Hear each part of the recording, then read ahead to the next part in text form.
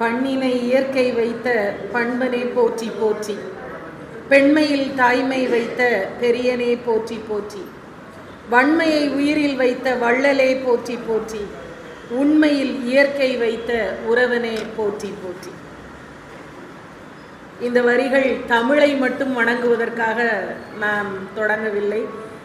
இது தமிழ் தென்றல் திருவிக அவர்களால் எழுதப்பட்ட வரிகள் என்னும் பெருமையோடும், பொதுமறையாய் உண்மையிலே இயற்கையிலே வாழுகின்றவனே இறைவன், எந்த வேதங்களிலும் எந்த விதமான சமய பிரிவினைகளிலும் அடங்குபவன் அல்ல தேவன் என்று இறைவனை பற்றிய உண்மை தத்துவத்தை சைவ நெறி அறிந்து பேசியவர் அவர்.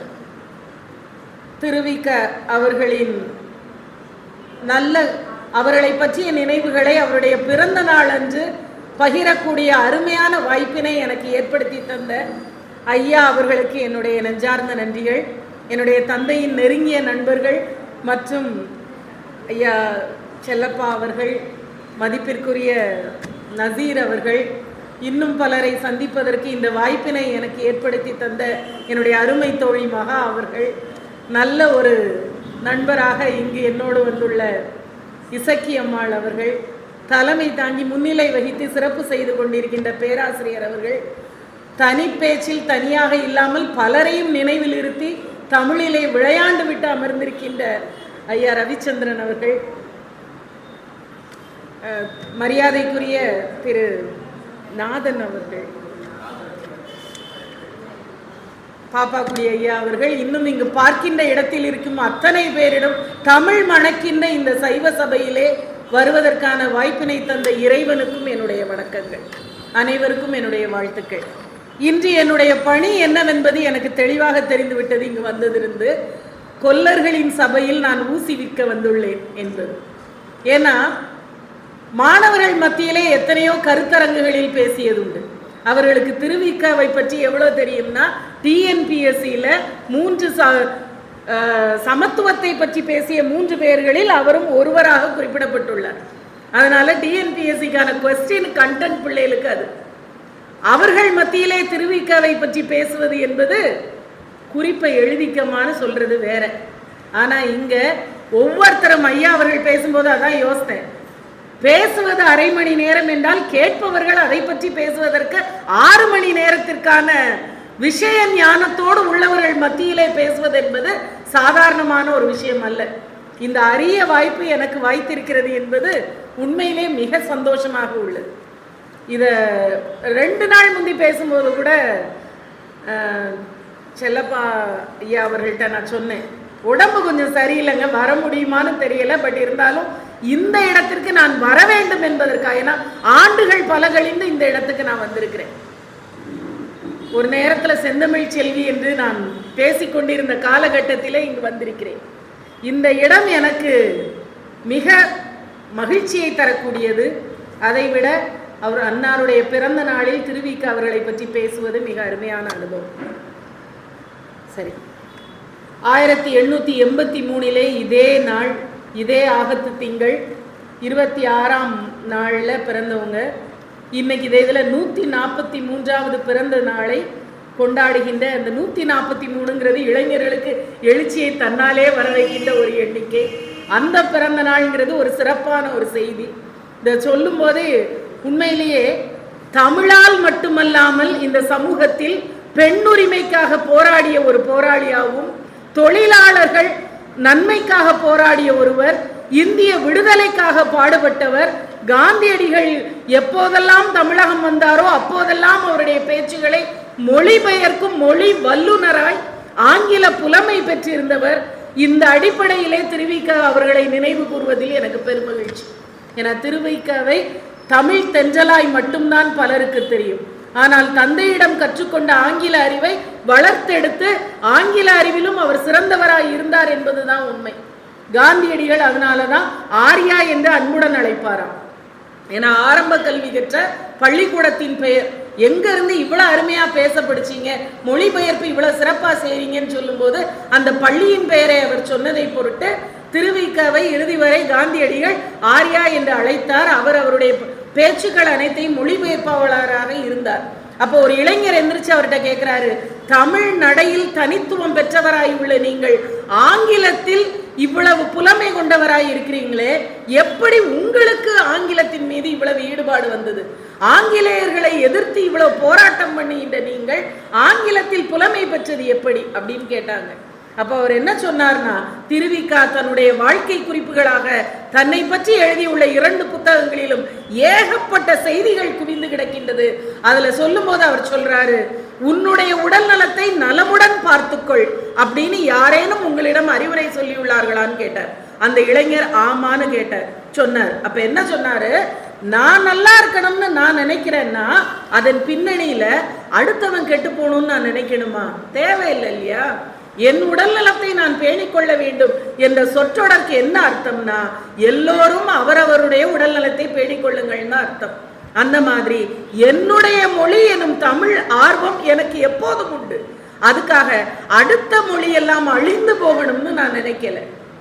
தமிழ் வாழும் வரை தமிழன் வாழ்வான் என்னும் கருத்து இவருடைய அடிப்படை கருத்து என்பதை பதிவு செய்து அனைத்து மொழிகளையும் கற்றுக்கொள். அதனால்தான் பாருங்க, மற்ற மொழியே தெரியாதவன் என் மொழி சிறந்த மொழி அப்படின்னு சொல்றது பெருமை இல்லை.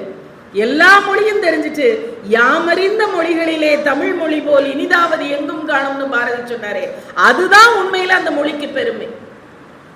வேற எதுவுமே எனக்கு தெரியாதுன்னு நம்ம பெருமை பேசக்கூடாது. ஊர் உலகத்துல யாருமே சமைக்க தெரியாத இடத்துக்குள்ள இருந்துட்டு அங்க நான் வெறும் சோறையும் போட்டு கிண்டி வச்சுட்டு இதுதான் அற்புதமான சமையல்னு சொன்னா அதுல பெருமை இல்லை. நல்லா சமைக்கிறவங்க இந்த மாதிரி அறிவார்ந்த ஒரு கூட்டத்தினர் ஒத்துக்கொண்ட இடத்திலே பேசுவதுதான் உண்மையிலேயே பெருமை மிக்க ஒரு செயல்.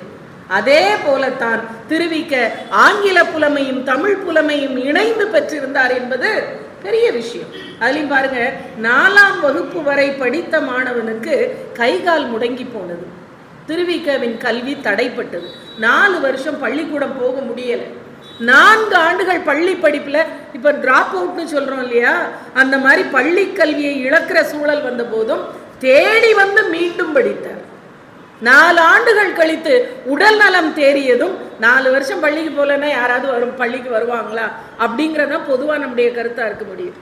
ஆனால் மீண்டும் தேடி வந்து படித்தார். படிக்கும்போது மறுபடியும் உடல் நல பலவீனமாகுது. 6ஆம் வகுப்பு தேர்வை எழுத முடியல. பள்ளி படிப்பெல்லாம் அவருக்கு சரி வராதுங்க, அடிக்கடி புள்ள சுகமில்லாம போகுது அப்படின்னு அவங்க அப்பா ரொம்ப கவலைப்பட்டு, நானே உனக்கு கல்வி கற்றுக் கொடுக்கிறேன்னு சொல்லி தனக்கு தெரிந்த ஆங்கிலமும் தான் பார்த்து வந்த வணிகமும் கணக்கு பார்க்கறது எப்படி எல்லாம் சொல்லி கொடுத்தார். அப்ப தமிழ் ஆர்வம் என்பது யாரோ கற்றுக் கொடுத்து அவருக்கு வரல, தானாக தேடி சென்றார். யாழ்ப்பாணம் கதிரைவேற் பிள்ளையிடம் தேடி சென்று அவர் தமிழை கற்றுக்கொண்டார். சைவ சித்தாந்தங்களின் நுணுக்கங்களை தெரிந்து கொண்டார். தேடி அலைந்து இன்னைக்கு படிக்கலாங்க, எல்லாம் கையளவுல இருக்குது. இப்போ கொஞ்ச நாள் முந்தி கூட ஒருத்தவங்க சொன்னாங்க, எல்லாமே பக்கத்துல வந்துருச்சு, இதெல்லாம் தமிழறிஞர்கள் அந்த காலத்திலேயே பாருங்க பாடியெல்லாம் வச்சிருக்காங்க. தேடினேன் வந்ததுன்னு ஒரு பாட்டு வருது ஊட்டி வரை ஒரு படத்துல. தேடினேன் வந்ததுங்கிறது எதுவா, கூகுள்ல இப்ப எதை தேடினாலும் வந்துருது இல்லையா தகவல். அந்த பாட்டை அந்த காலத்திலே எழுதி வச்சிருக்காங்க. இன்னும் கொஞ்ச நாள் போனா 50 வருஷம் கழிச்சு தமிழர்கள் இதெல்லாம் தீர்க்க தரிசனமா சொல்லி வச்சாங்கன்னு சொல்லுவாங்க. நாங்க கேட்டு பார்த்தேன், உண்மையிலேயே அந்த பாட்டுல அப்படிதான் வருது. தேடினேன் வந்தது, கூகுள் ஞாபகம் வந்தது, நாடினேன் தந்தது. கொஞ்சம் பார்த்தோம்னா எல்லாமே ஆன்லைன் ஷாப்பிங்ல அவைலபிளா இருக்குது இல்லையா. சட்ட துணிமணி எல்லாம் எடுத்துடலாம். முந்தி எப்படின்னா ஒரே நாள்ல டெலிவரினாங்க, இப்ப எப்படின்னா 10 நிமிஷம் டெலிவரின்னு ஒன்று வந்திருக்கு. ஆர்டர் போட்டுட்டு கடுகுக்கு ஆர்டர் போட்டுட்டு நம்ம சட்னி அரைக்கலாம், தாளிக்கிறதுக்கு கடுகு வீட்டுக்கு வந்து சேர்ந்துருது. அடுத்தது வாசலில் வந்தது வாழவா என்றது. வாசல்ல வந்தது என்னதப்பா வந்ததுன்னு பார்த்தா ஜொமேட்டோ ஸ்விக்கில வாசல்லையே வந்து நிக்குது. வாழவா என்றது அது மட்டும் எதுவும் சரியா சொல்லலையேன்னு பார்த்தா மேட்ரிமோனி வெப்சைட் அத்தனையும் இருக்கு. இப்ப வாழ்றதுக்கும் வழி ஆன்லைன்லயே காட்டிடுது.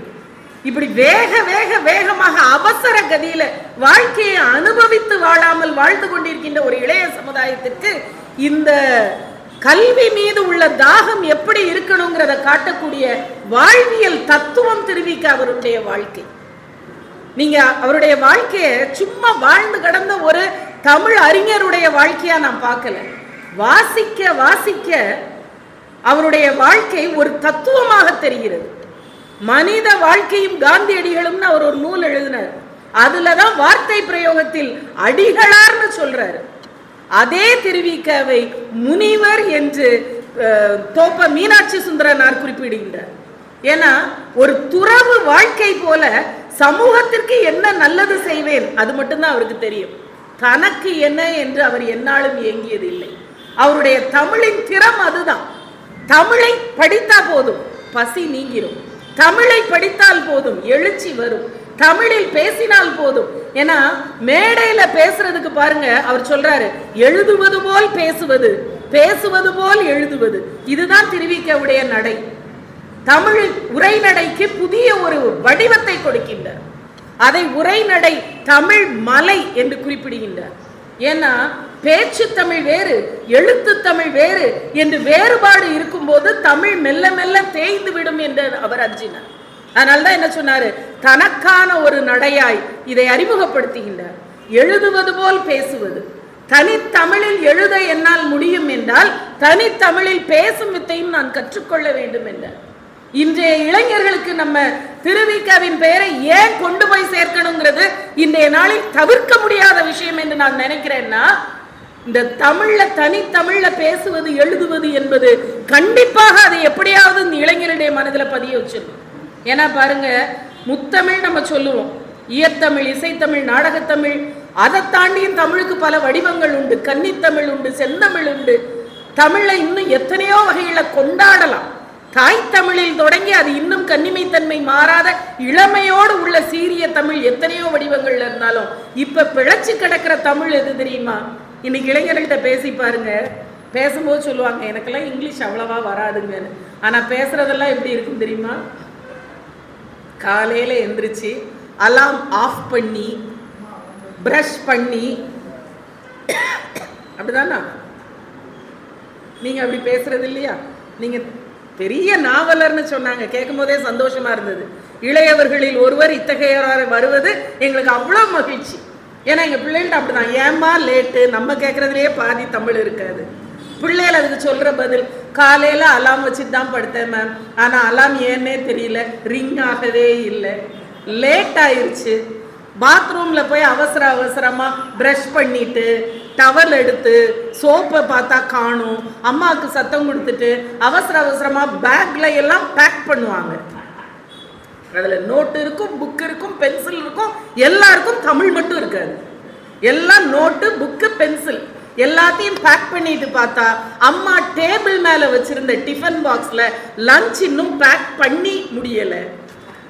அதனால அவசர அவசரமா எனக்கு லஞ்சே வேண்டான்னு வாட்டர் பாட்டில மட்டும் பேக் உள்ள வச்சுக்கிட்டு ஓடி வந்தா பஸ் ஸ்டாப்ல நிக்கவே இல்லை. ஓடி போய் ஏறினா உட்காரதுக்கு சீட்டு கிடைக்கல. ஸ்டாண்டிங்லயே வந்தா கண்டக்டர் வந்து கேட்டப்புறம் தான் ஞாபகம் வருது, பர்ஸ்ல சேஞ்சும் இல்லை, பஸ் பாஸும் எடுத்து வைக்கல. ஆனா சொல்றது என்னது, எனக்கு இங்கிலீஷ் அவ்வளவா வராது. நம்மளுக்கு இங்கிலீஷ் வராதா, தமிழ் வராதா? இன்னைக்கு தேதியில மெல்ல தமிழினி சாகும்னு சொன்னாங்களா, அதற்கான எல்லா சாத்தியக்கூறுகளும் இருக்கும்போது அதை காப்பாற்றணும்னா அதுக்காக ஒரு உயிர் நெடி காற்று கொடுக்கணும். பாத்தீங்களா, அந்த ஆக்சிஜன் திருவிக்க போன்றவர்களுடைய தமிழ் ஆழத்தை அவர்கள் அற்புதமாய் மேடை தமிழை எப்படி எழுத்து தமிழாக்க வேண்டும் என்று பேசினார்கள் என்பதையும் அத்தனை நூல்களையும் மக்கள் உடைமையாக்கி வாசிக்கின்ற வகையிலே அதை கிடைக்கக்கூடிய அளவுல நம்ம கொண்டு வரணுங்க. வெறும் பரீட்சைக்காகவும் மதிப்பெண்களுக்காகவும் துணைப்பாட நூலில் ஒரு 3 பக்கத்துக்கான விஷயமாகவும் இன்னைக்கு திருவிக்காவை மாத்திட்டாங்க. இதை மாத்தி இத்தகைய எழுச்சி மிக்க தமிழர்கள் மட்டும்தான் உண்மையிலேயே அவருடைய பிறந்த நாளை கொண்டாடுகிறோம். இன்னும் தொடர்ந்து அவரையே கொண்டாடணும், அவருடைய தமிழை கொண்டாடணும். அப்பதான் என்ன தோணும், கன்னி தமிழை இப்படி ஒரு பண்ணி தமிழாக்கி வச்சிருக்கோம். வெயிட் பண்ணி, கால் பண்ணி, ஒர்க் பண்ணி எல்லாமே இப்படி மாத்தி வச்சிருக்கோமே. இந்த நிலை மாறணும்னா இளைஞர்கள்ட்ட இந்த மாதிரி உதாரணங்களை நம்ம எடுத்து சொல்லணும். எங்கேயாவது நீங்கள் கேள்விப்பட்டதுண்டா, ஒரே நபர் திருமால் அருள் வேட்டல் என்னும் செய்யுளை எழுதியுள்ளார், அவரே சிவனருள் வேட்டல் என்னும் செய்யுளையும் எழுதியுள்ளார். சைவ சித்தாந்தத்தின் அத்தனை நுணுக்கங்களையும் கற்ற ஒருவர் திருமால் பெருமையை எழுதுகிறார். அதே நபர் இன்னொரு புத்தகம் எழுதுகிறார், தமிழ் நூல்களில் பௌத்தம் எனும் நூலை எழுதுகிறார். ஒவ்வொருத்தருக்கும் ஒவ்வொரு எண்ணம் இருக்குங்க. சமூக நலன் எனும் பொது உடைமை தத்துவத்தை, சித்தாந்தத்தை வாழ்ந்து காட்டியவர் திருவிக்க அவர்கள். அப்ப சைவம் பத்தி எழுதினாரு, திருமால் அருள் எழுதினாரு, அவரே பௌத்தம் பத்தி எழுதினாரு. அவரே எழுதிய மற்றொரு நூலின் பெயர் கிறிஸ்துவின் அருள் வேட்டல். அப்போ அவரே மதங்களை கடந்தவர், இனங்களை கடந்தவர். தமிழ் நூல்களில் பௌத்தம் எழுதிய அவரேதான் கிறிஸ்து மொழி குறள் எனும் 2 வரிகளில் குறுகத்தரித்து கருத்துக்களை கொண்டு வருகின்றார். அப்போ கருத்துகள் முக்கியம், சமூக நலன் முக்கியம். இதை விட யாருங்க தமிழுக்கு அருமையான சேவை செய்து விட முடியும்? அவரை தமிழ் தென்றல்னா இவ்வளவு நாள் கொண்டாடி இருக்கோம். ஆனா உரைநடைகளிலும் பேச்சுகளிலும் அவருடைய புரட்சி கருத்துக்களிலும் புயலாய் சுழண்டடிக்கின்ற அந்த அற்புதமான ஒரு மனிதருடைய பலவிதமான உட்கூறுகள், அவருடைய திறன்கள், அவருடைய மனநிலை இன்னும் இளைஞர்களை சென்றடைய நம்ம என்ன செய்யணுங்கிறத ஒவ்வொருத்தருடைய கடமையாக இருப்பது உண்மை. ஏன்னா பாருங்க, அவர் தமிழின் மீது கொண்ட ஆர்வம் எந்த அளவு இருந்ததுன்னா, அவர் எழுதிய அத்தனை நூல்களிலும் மதங்கள், ஜாதி கடந்தது, மொழி கடந்தது, மொழியில் உள்ள தன்மைகளில் புதிய ஒரு உரைநடை பக்குவத்தை கொண்டு வந்தார். இதெல்லாத்தையும் தாண்டி கொஞ்சம் உடம்பு முடியாம போகுது. 53 அவர் இறக்குறதுக்கு 2 வருஷம் முன்னால உடல் தளர ஆரம்பிக்குது. உடல் தளர்னா என்ன பண்ணுவாங்க? ஓய்வு எடுப்பாங்க. ஆனால் தமிழ் தென்றல் ஓய்வெடுக்கவில்லை. தமிழ் தென்றல் முதுமை உளறல் என்ற ஒரு புத்தகத்தை எழுதுகிறார். உடல் தளர்ந்து படுக்கையில் இருக்கும் போதும் கூட முதுமை உளறல் என்று அன்றைய நாளில் தன்னுடைய மனநிலை என்னவோ அதை பதிவு செய்கின்றார். இன்னைக்கு எல்லாரும் கொண்டாடுறோமே, கல்கி தன்னை திருவிக்காவின் மாணவர் என்று சொல்லிக் கொள்வதில் பெருமைப்படுகின்றார். அவரோடு அமர்ந்திருந்து நான் தமிழ் பல கற்றுக்கொண்டேன் என்று கல்கி சொன்னது உண்மை. அதை நம்ம கல்கி இன்னைக்கு மாணவர்கள்ட்ட போய் சேர்ந்த அளவுக்கு கூட திருவிக்காவின் வார்த்தைகள் போய் சேரலைங்கிறது நம்ம எல்லாம் சிந்திக்க வேண்டியது. இங்க யார் யாரெல்லாம் இன்னும் பணியிலே தொடரக்கூடிய வாய்ப்பினை இறைவன் நல்கி இருக்கிறாரோ ஒவ்வொருத்தரும் இதை ஒரு கடமையா எடுத்து செய்ய நிச்சயமா நம்மளால முடியும். திருவிக்காவின் வரிகள், திருவிக்காவின் எழுத்துக்கள் ஒரு நூலகங்களுக்கு, கல்லூரி நூலகங்களுக்கு நம்ம அதை வாங்கி கொடுக்கலாம். அதை வாசிக்கிறதன் மூலமா அந்த பேரை கொண்டு போய் சேர்க்கலாம். இன்னும் மாதம் ஒருக்காவோ இல்ல ஒரு செமஸ்டருக்கு ஒரு தடவையோ அல்லது ஒரு ஆண்டுக்கு ஒரு முறையோ அவருடைய பிறந்த நாள் கொண்டாட்டம் இன்னைக்கு ஐயா அவர்கள் சொல்றாங்களே, இது எத்தனை கல்லூரிகள்ல கொண்டாடப்பட்டது, எத்தனை பள்ளிகளிலே காலையில பாருங்க ஒன்று கூடல் இருந்திருக்கும் இல்லையா, அசம்பிளியில எத்தனை இடத்துல இன்னைக்கு தமிழ் தென்றல் திருவிக்கா அவர்களின் பிறந்த நாள்னு எத்தனை இடத்துல நினைவு கூர்ந்தோம் இல்லையே. இந்த மாதிரி வாய்ப்புகள் எல்லாம் நம்ம கடந்து போய்கிட்டே இருக்கும். அடுத்த தலைமுறையிடம் இதை பதிவு செய்து விட்டு செல்வது நம்முடைய கடமை என்பதை நாம் மறந்துவிடக் கூடாது. இதெல்லாம் நம்ம தவற விட்டுறக்கூடாதுங்க. 1951 சாகுறதுக்கு 2 வருஷம் முந்தி உடல் தளர்ந்த போது முதுமை உளறல் எழுதிய அதே திருவிக்க 53 இறப்பதற்கு கொஞ்சம் முன்னால எழுதுவதற்கான முழுமையாக தன்னுடைய செயல்திறனும் ரொம்ப உடம்பு தளர்ந்து போச்சு, எழுத முடியல, உதவி கேட்கிறாரு. யார்கிட்ட? நான் மு வரதராசனார் அவர்கள்ட்ட சொல்றாரு, நான் சொல்வதை எழுதுவதற்கு எனக்கு ஒரு ஆள் வேண்டும், எனக்கு ஒரு நூல் உடனே பதிப்பில் ஏற்ற வேண்டிய தேவை உள்ளதுன்னாரு. இன்னும் தளர்ந்த பின்னும் என்ன எழுதுவீர்களையான்னு கேட்டாங்க. அவர் எழுதிய அந்த நூல் படுக்கை பிதற்றல் எனும் நூலை எழுதுகின்றார். அப்ப முதுமை உளறல், படுக்கை பிதற்றல், அந்தந்த காலகட்டத்தில் முதுமையிலும் இந்த சமூக பார்வை எவ்வாறாக இருக்கும்? தமிழோடு வளர்ந்த ஒருவர் தன்னுடைய வாழ்க்கை முடிகின்ற சூழ்நிலையிலும் கூட தமிழ் மீது கொண்ட தாக்கம் எவ்வாறு இருக்கும்? இந்த சமூக நலனுக்காக, எந்த விடுதலைக்காக நான் உழைத்தேனோ அந்த விடுதலை பெற்ற சமூகம் இன்று எப்படி உள்ளது என்று தன்னுடைய எண்ண ஓட்டத்தை பதிவு செய்து அடுத்த தலைமுறைக்கு கொடுத்து விட்டு சென்றிருக்கிறாரே. யாரை நம்பி? நம்மளை நம்பி இல்லையா? இன்னும் இறப்பதற்கு 2 மாதங்களே இருக்கும் போது கூட என்னால் ஒரு புத்தகத்தை வெளியிட முடியும் என்றால் என்ன நம்பிக்கையில வெளியிடுறாரு? வயதான ஒருவர் ஒரு கண்ணு நடுறாரு, இது என்னைக்கு வளர்ந்து இதுல மாம்பழம் பறிச்சு சாப்பிட போறீங்க தாத்தா அப்படின்னு ஏளனம் பண்ணிய சிறுவனை பார்த்து சொன்னாராம், இது எனக்காக இல்லப்பா உனக்காக, இது வளர்ந்து வந்து நீ அதன் பலனை அனுபவிக்க வேண்டும் என்பதற்காக இன்னைக்கு இந்த விதையை நான் வைக்கிறேன் என்பது போல் இவர் விதைத்து விட்டு சென்றவர். திருவிக்காவின் தமிழ் எண்ணங்கள், கருத்துக்கள் ஒவ்வொன்றும் விதைத்து விட்டு சென்ற வார்த்தை. அதை காக்க வேண்டிய கடமை நம்மிடம் இருக்கிறது. தோழர் ஜீவா பத்தி அவங்க பேசும்போது ரொம்ப நல்லா இருந்தது. அதுவும் அவங்களுடைய மொழி திறன் அவ்வளவு அற்புதமா இருந்தது, சிறப்பா இருந்தது, கேட்டு அவ்வளவு ஆச்சரியமா இருந்தது.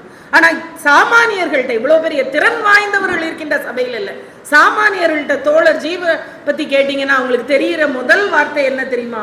காம்ரேடுங்கிறத தோழர்களே என்று மாற்றியவர் அவர்மாங்க. அதை பிரபலப்படுத்தியவர் தோழர் ஜீவா. ஆனால் அந்த வார்த்தையை அறிமுகப்படுத்தியவர் யார் தெரியுமா? திருவிக அவர்கள். திருவிக அவர்கள் தான் காம்ரேட் என்ற சொல்லாட்சியை பின்னி மில்னு இப்ப சொல்றோம். அந்த மில் அப்ப தோழர்கள் போராட்டம் நடந்தது. 1908 தொழிலாளர் நலனுக்காக நடந்த போராட்டத்தில் அப்பதான் பொதுவெளியில இறங்கி போராட ஆரம்பிக்கின்றார் திருவிக. திருவிக்காவை தமிழ் தென்றல் என்றும் தமிழறிஞர் என்றும் புத்தகங்களோடு மட்டும் நிறுத்திவிடாமல் அடுத்த கட்டத்திற்கு போய் பார்த்தீங்கன்னா அவர் தொழிலாளர்களுக்காக உழைத்தவர். அப்ப காம்ரேடுன்னு கம்யூனிச சித்தாந்தங்கள் பேசப்படும் போது தன்னுடைய தமிழையும் தொழிலாளர் நலனையும் எவ்வளவு அழகா ஒருங்கிணைக்கிறார் பாருங்க. ஒருங்கிணைத்து தோழர்கள் என்ற வார்த்தையை உருவாக்கி தந்தது திருவிக. இன்னைக்கு இந்த ரெண்டு தலைப்பையும் சேர்த்து கொடுத்தது அதான் எனக்கு அவ்வளவு ஆச்சரியமா இருந்தது. தோழர்களே என்று அனைவரையும் அழைத்த ஒரு தலைவரையும் அந்த வார்த்தையை அறிமுகப்படுத்தியவரையும் ஒரே நாளில் இணைத்து ஒரு இடத்துல பேச வைக்கணும்னா உண்மையிலே இந்த மாதிரி தமிழ் பெரிய நம்பிக்கையை தரக்கூடிய விஷயமா இருக்குங்க. சந்தோஷமா இருக்கு. இதில் நானும் ஒரு சிறு துரும்பாக உதவுறதுக்கு வாய்ப்பு கடவுள் தந்திருக்கிறார்னா சாதாரண விஷயம் இல்லை. அவர்கிட்ட கேட்டாங்க, எப்படி தோழர்களே இந்த வார்த்தை பிரயோகம் அந்த நேரத்தில் சமூகத்தில் பல அப்படியே உலுக்கி எடுத்தது, எப்படி இந்த வார்த்தை உங்களுக்கு கிடைச்சதுன்னு கேட்டாங்க. தமிழ் தந்தது என்றார் திருவிக. ராமாயணத்துல குகன் படலத்தில் தோழமை என்ற அந்த வார்த்தை வருகிறது. அந்த வார்த்தை எனக்குள் கொடுத்த தாக்கம் நான் தோழர்களே என்று சொல்ல ஆரம்பித்தேன் என்றார். சோ தமிழை கொண்டு தொழிலாளர் நலனோட எவ்வளவு அழகா இணைக்கிறாரு பாருங்க. வாழ்ந்தாரியா மனுஷன். தமிழை ரசிச்சு தமிழை உயிர் மூச்சாய் கொண்டு தொழிலாளர் நலனை யோசித்து இப்படிப்பட்ட ஒருவரை கொண்டாட தவறிவிட்டோம் என்றால் கொஞ்சம் வெக்கமா தான் இருக்கு. ஆண்டுதோறும் இந்த நாளை, அவருடைய பிறந்த நாளை இன்னும் கொண்டாட தவறி இருக்கிறோம் என்றால் என்ன நடவடிக்கை எடுக்க போறோம்? கண்டிப்பா இது 4 சுவருக்குள்ள ஒரு சைவமா இந்த மண்டபத்துக்குள்ள முடிஞ்சு போக வேண்டிய விஷயம் இல்லைங்க. அரசுக்கு எழுதி போட்டு இந்த நாளை கண்டிப்பாக ஒரு விழாவாக நடத்துவதற்கு எல்லா பள்ளி கல்வித்துறைக்கும் சுற்றறிக்கை அனுப்பப்பட வேண்டும் சொல்லி ஒரு விண்ணப்பம் நம்ம முன்வைத்தால் தான் என்ன, கண்டிப்பா இந்த நாளை எல்லாருக்கும் நினைவில் இருத்தக்கூடியதாய் கொண்டு வந்தால் அது தமிழுக்கு நல்லது, தொழிலாளர் நலனுக்கு நல்லது, நாட்டுக்கு நல்லது, சமூகத்திற்கு நல்லது. தனிப்பட்ட முறையிலே திருவிகவின் எழுத்துக்கள் என்னை கவர்ந்த ஒரு இடத்தை சொல்லுகின்றேன். பெண்களின் உரிமைக்காக பேசியவர் அவர். ஆகவே பெண்களுக்கு நல்லது, பெண்களுடைய நலனுக்கு நல்லது, மகளிரின் மாண்பினை பாடியவர் அவர். அவருக்கு அப்பாவுக்கு 2 மனைவி, மூத்த மனைவிக்கு 4 பிள்ளைகள், அடுத்த மனைவிக்கு 8 பிள்ளைகள், மொத்தம் 12 பிள்ளைகள்ல 6வது பிள்ளை திருவிக அவர்கள். திருவிகவுக்கு கல்யாணம் பண்ணி வைக்கிறாங்க. அவருடைய மனைவியை ஒரு பெண்ணாக உண்மையாக நேசித்தார். அவர் மனைவி இவரோடு வாழ்ந்தது 6 ஆண்டுகள். இந்த 6 ஆண்டுகள்ல அவருடைய மனைவி இறந்து போறாங்க. மனைவி இறப்பதற்கு முன் இந்த 6 ஆண்டு வாழ இல்லற வாழ்க்கையில் 2 குழந்தைகள் பிறந்தன. அவருடைய மனைவிக்கு முன்பாகவே இந்த 2 குழந்தைகளும் இறந்துட்டு. அப்ப எப்பேற்பட்ட, அதனால அவருக்கு வாழ்க்கை நிலையை பாருங்க. அந்த காலகட்டத்தில் சர்வசாதாரணமா கூட இருந்தவங்க எல்லாரும் என்ன சொல்லியிருப்பாங்க? எல்லாரும் என்ன சொல்லியிருப்பாங்க? இளமை விருந்துன்னு எழுதினாரு. அந்த புத்தகத்திற்கு அவர் வைத்த பெயர் இளமை விருந்து அல்லது சீர்திருத்தம்னாரு.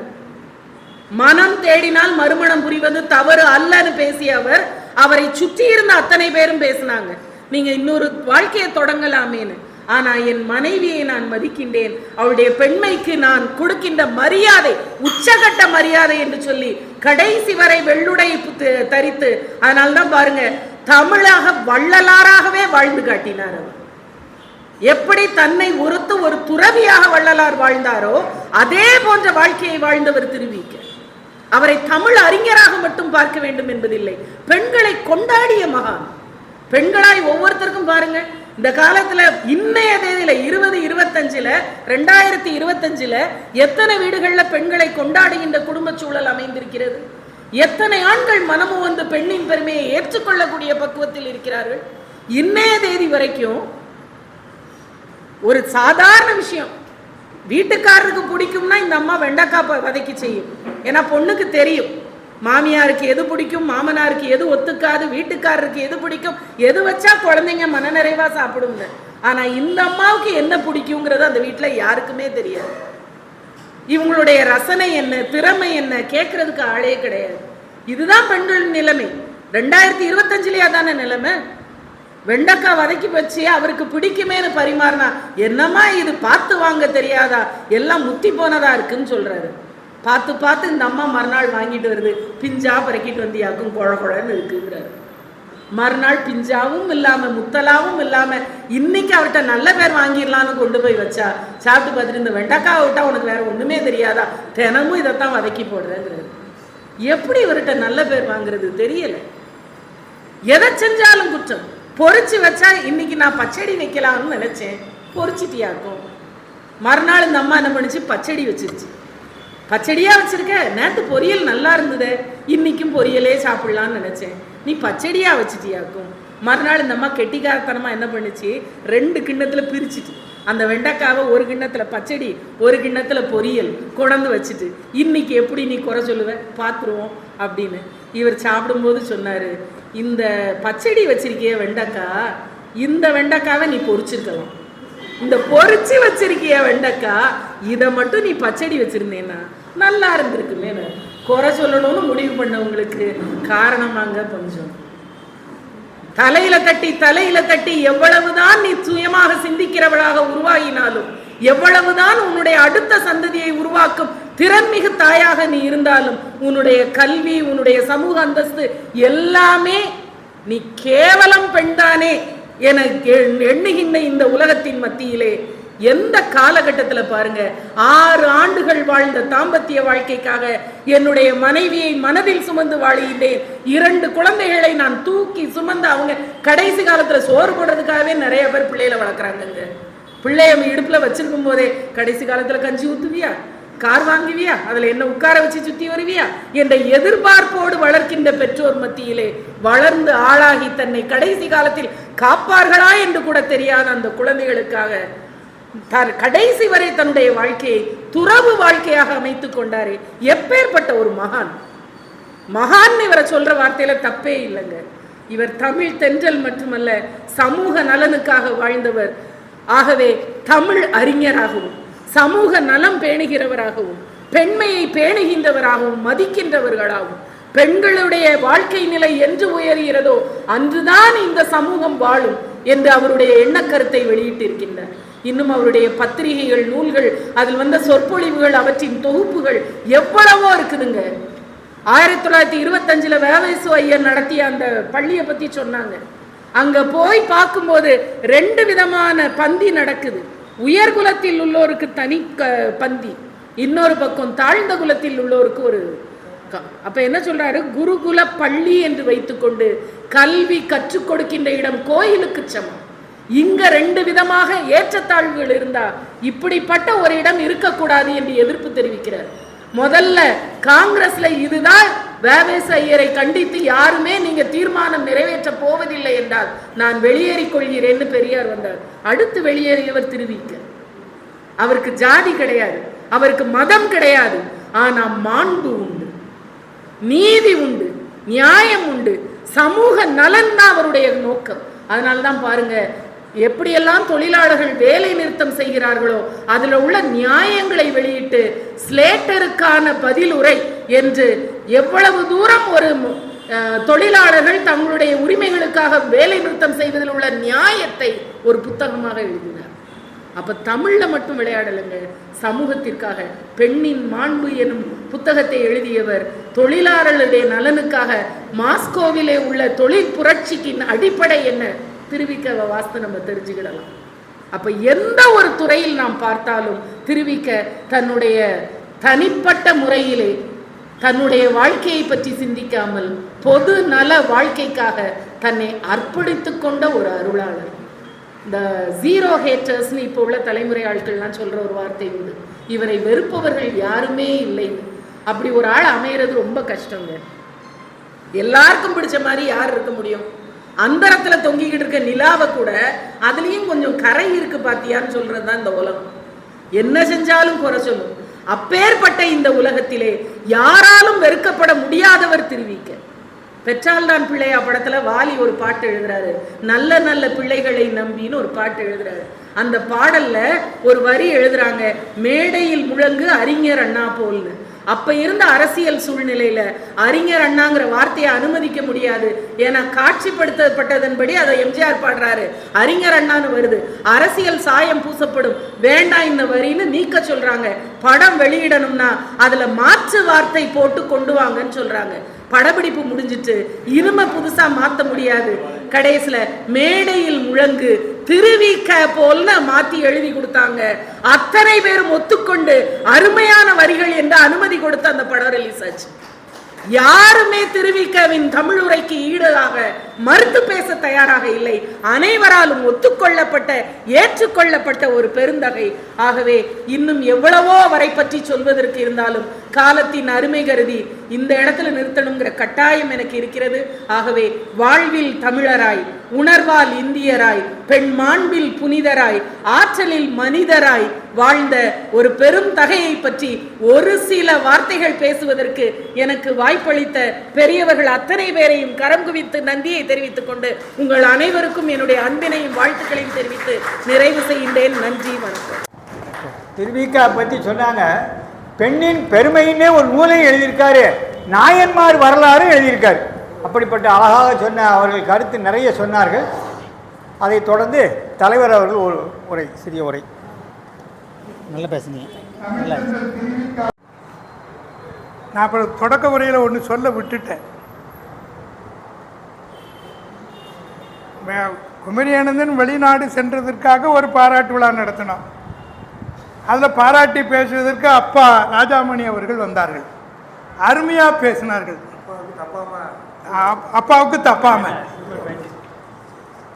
அதில் என்ன சொன்னாங்கன்னா, அவர் ஆஸ்திரேலியா, ஆப்பிரிக்கா, ஜாம்பியா போன்ற நாடுகளுக்கு போயிட்டு வந்ததை குமரியானந்தன் பாராட்டுவார், கிருபானந்தர் பாராட்டுவார். இவாள் சொன்னான், நாங்கள்லாம் எங்கேயா போக முடியும், நாங்கள் முறப்ப நாடும் வல்ல நாடும் உரத்த நாடும் தானே போக முடியும். அருமையாக சொல்லி ஒரு நகைச்சுவையை சுவையாக எடுத்து சொன்னார் நம்ம இவங்களுடைய அப்பா. திருவிக்கா பற்றி சொன்ன 4ஆம் கிளாஸில் படிக்கிறது எப்படின்னு.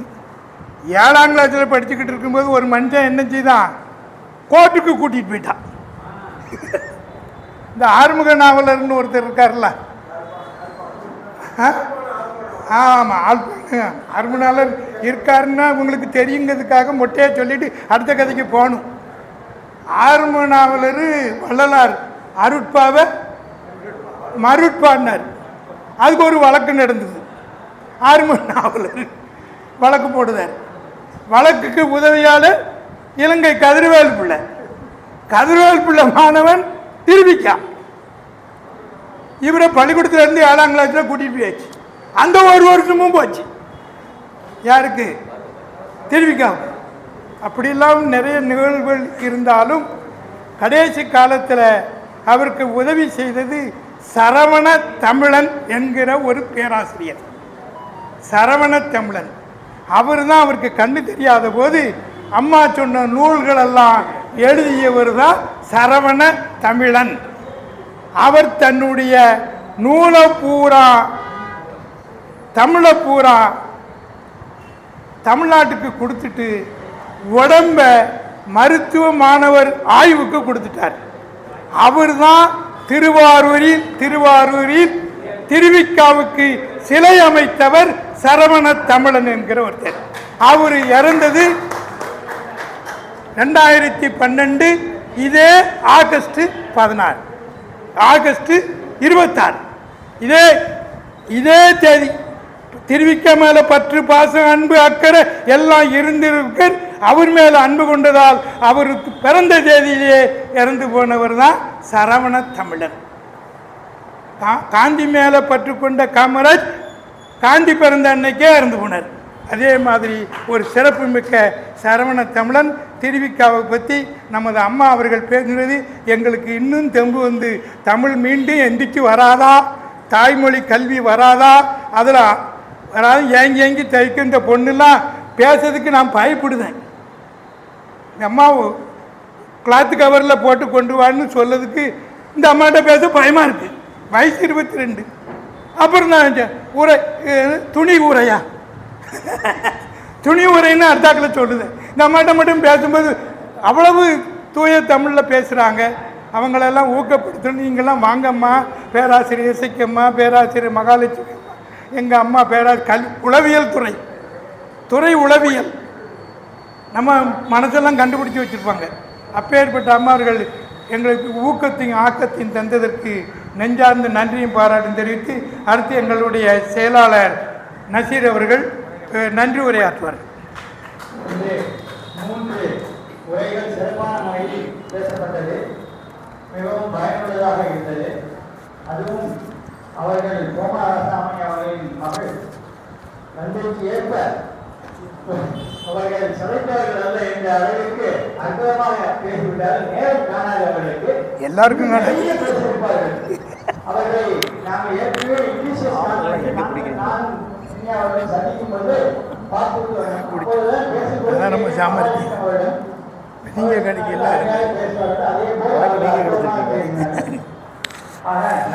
கூட்டத்திற்கு வருகையால் பெருமை சேர்த்த உங்கள் அனைவருக்கும், இங்கே உள்ள நிர்வாகிகளுக்கும், முன்னிலை வைத்து பெருமை சேர்த்த ஐயா சுதாகர் மற்றும் ஜவஹர்லால் நாதன் அவர்களுக்கும், எங்களோடு சேர்ந்து பயணிக்கும் பேராசிரியர் ஆர்மா அவர்களுக்கும் நெஞ்சார்ந்த நன்றியை கூறி